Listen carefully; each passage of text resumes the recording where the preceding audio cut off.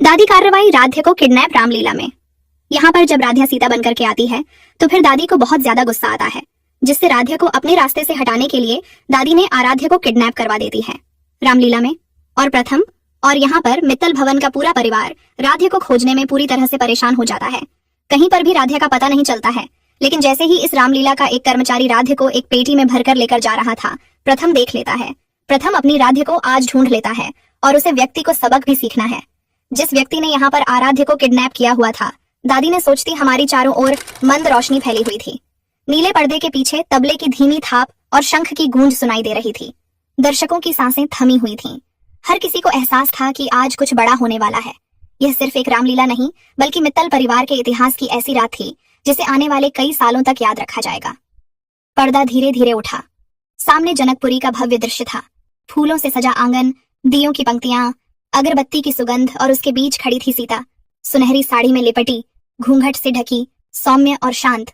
वह कोई और नहीं, राध्या थी। मंच के एक छोर पर राम के वेश में खड़ा प्रथम जैसे थम गया। उसकी आंखें उस सीता के रूप में खड़ी राध्या पर अटक गईं। वह पल भर को कुछ बोल ही न सका, फिर धीमी आवाज में बोला, राध्या, तुम यहाँ? सीता।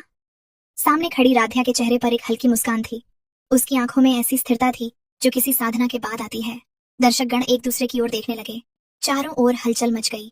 हर किसी के मन में वही सवाल था, जब आयोजकों ने राध्या को सीता बनने से मना किया था, तो फिर आज वह इस मंच पर कैसे? तभी पर्दे के पीछे से किसी के लड़खड़ाते कदमों की आवाज आई। एक लड़की बैसाखियों के सहारे बाहर आई। उसके माथे पर पट्टी बंधी थी, हाथ में प्लास्टर।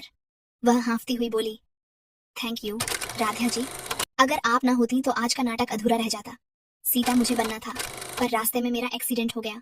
ये ही मुझे अस्पताल ले गईं, मेरी पट्टियां कराईं, पर चोट इतनी गहरी थी कि मैं चल भी नहीं पाई। तभी इन्होंने कहा, नाटक रुकना नहीं चाहिए, मैं बनूंगी सीता। पूरा हॉल तालियों से गूंज उठा। प्रथम अवाक खड़ा था। उसके चेहरे पर आश्चर्य और प्रश्न दोनों थे। वह बोला, लेकिन कल तो आयोजकों ने मना कर दिया था। तभी मंच के किनारे से सफेद कुर्ता पायजामा पहने एक गंभीर व्यक्ति धीरे धीरे आगे आया। उसकी आवाज में गहराई थी, चेहरा शांत पर अर्थपूर्ण। उसने कहा, मना हमने किया था, लेकिन फैसला हमारा नहीं होता। जब किस्मत के धागे ऊपर वाला संभालता है, तब हम सब सिर्फ कठपुतलियां हैं। शायद प्रभु श्री राम की यही इच्छा थी कि आज उनकी धर्मपत्नी का किरदार कोई और नहीं, उनकी अपनी राध्या निभाए। भीड़ तालियों से गूंज उठी। रोशनी और तेज हो गई। प्रथम के चेहरे पर अब अविश्वास नहीं, एक अजीब सा संतोष था। ऐसा लगा मानो किस्मत ने खुद एक अधूरी कड़ी पूरी कर दी हो। तभी मंच की हवा में एक कर्कश हंसी तैर गई। हाँ हाँ हाँ हाँ, तो अब लीला में राक्षसी का आगमन भी हो ही जाए। पूरा माहौल सन्नाटे में डूब गया। दर्शकों की नजरें एक साथ उस ओर मुड़ी और अगले ही पल सबकी सांसें थम गईं। लाल साड़ी में लिपटी, भारी गहनों से सजी, आंखों में गुस्से की चमक लिए बुआजी मंच पर उतरी थीं। वही बुआजी जो कुछ ही देर पहले दशरथ के रूप में अभिनय कर रही थी, अब सुरपणखा बन गई थी। दादी के चेहरे पर विस्मय और गुस्से का मिश्रण था। वह मन ही मन बोली, अब देखती हूँ कैसे ये बहू मंच पर टिकती है। दर्शक आश्चर्य में डूबे हुए थे। बुआ जी ने राध्या की ओर देखते हुए एक तिरछी मुस्कान दी और बोली, वाह, तो ये है जनक नंदिनी सीता, कितनी पवित्र, कितनी निर्मल। लेकिन आज सुरपणखा भी तो कुछ कम नहीं। प्रथम असहज हो उठा। राध्या शांत थी। मंच पर हवा भारी हो चुकी थी। फिर बुआ ने अपने संवाद बोले, हे राम, मुझे देखो, मैं तुम्हें चाहती हूँ। प्रथम के होंठ कांप उठे। वह अपने शब्द भूल गया। तभी राध्या ने अपना संवाद कहा, स्त्री की सुंदरता तभी पूज्य होती है जब वह मर्यादा में रहे। पूरा हॉल थम गया। दर्शक राध्या की ओर देखने लगे। उस वाक्य में ऐसी दृढ़ता थी जैसे वह संवाद नहीं, जीवन का सत्य हो। बुआ का चेहरा लाल हो गया।